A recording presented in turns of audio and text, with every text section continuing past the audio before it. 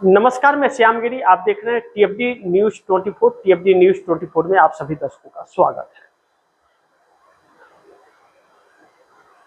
चंद्रबाबू नायडू ने एक अल्टीमेटम मोदी को दिया, मोदी सरकार को। यूथ का जो आक्रोश भड़क रहा है और जो पेपर लीक के शिकार बच्चे हुए हैं और लगातार यह आंदोलन बढ़ता जा रहा है, यूथ कांग्रेस इसे लीड कर रही है। इससे चंद्रबाबू नायडू ने आशंकाएं जाहिर की है कि युवाओं को नजरअंदाज करना या कोई ऐसा कदम उठाना जिससे वह भड़क जाए, यह सही नहीं होगा।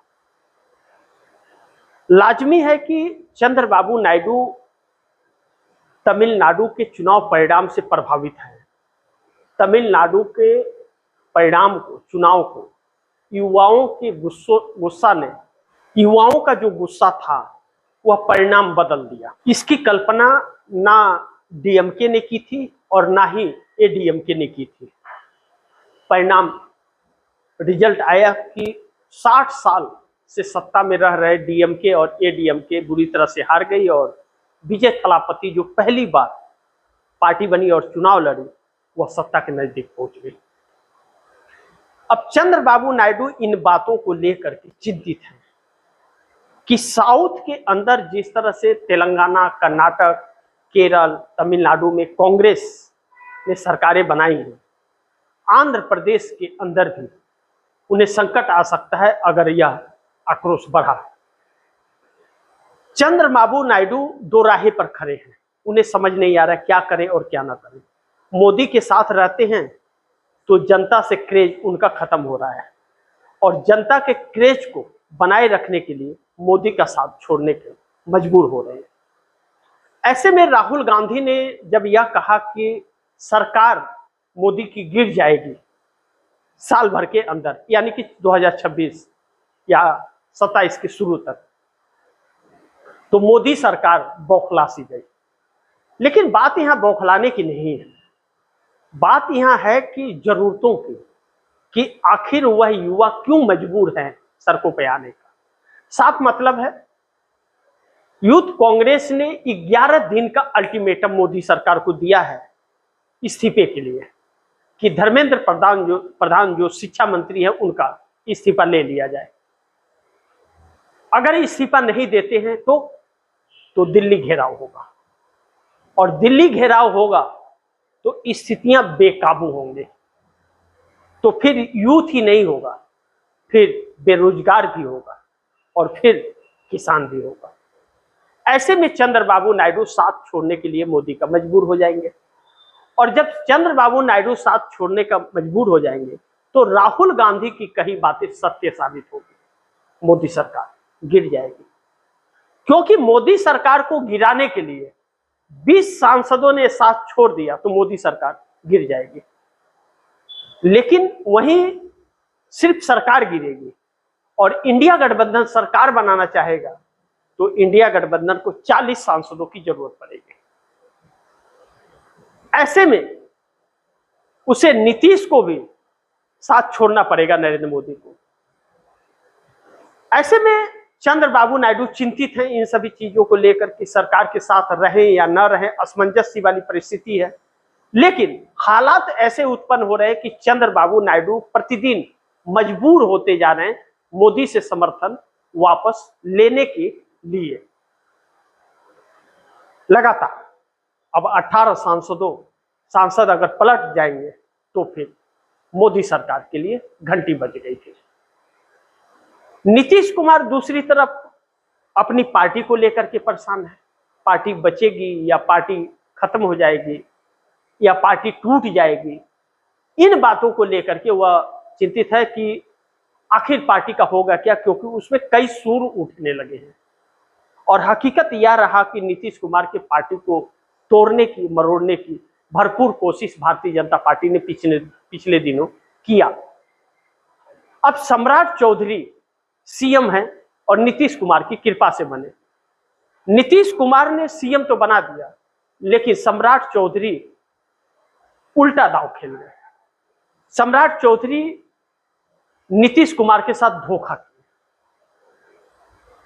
सम्राट चौधरी नीतीश कुमार के हर फैसले को पलटने लगे, जो नीतीश कुमार के पार्टी के अंदर कुछ नेताओं को अच्छा नहीं लगा।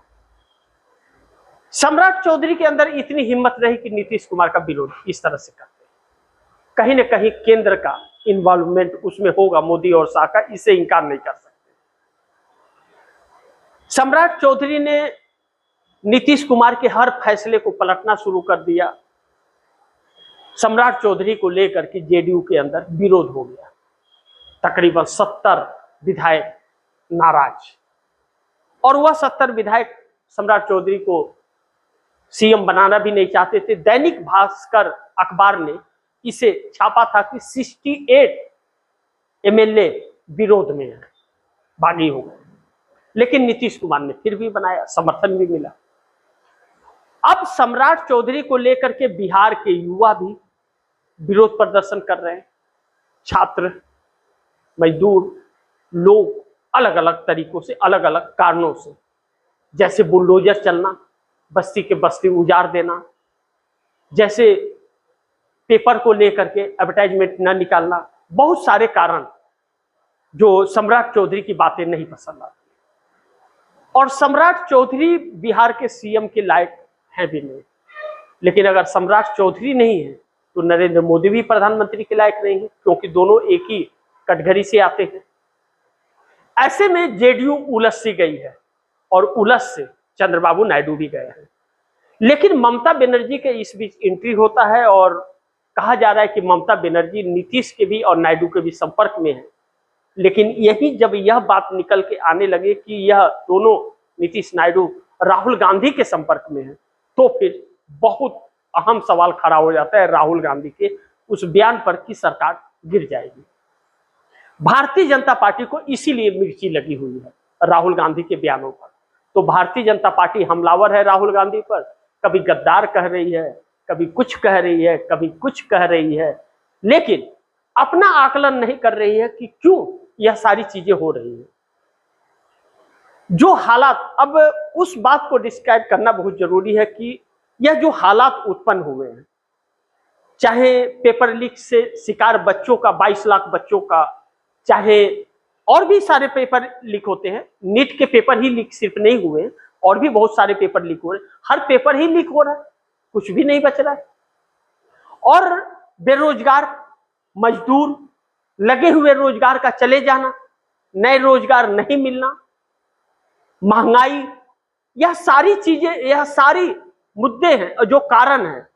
और इनको सबको लेकर के साथ में किसान आ रहे हैं अमेरिकी ट्रेड डील की वजह से, तो सड़कें भर जाएंगी, सूनी नहीं रहेंगी।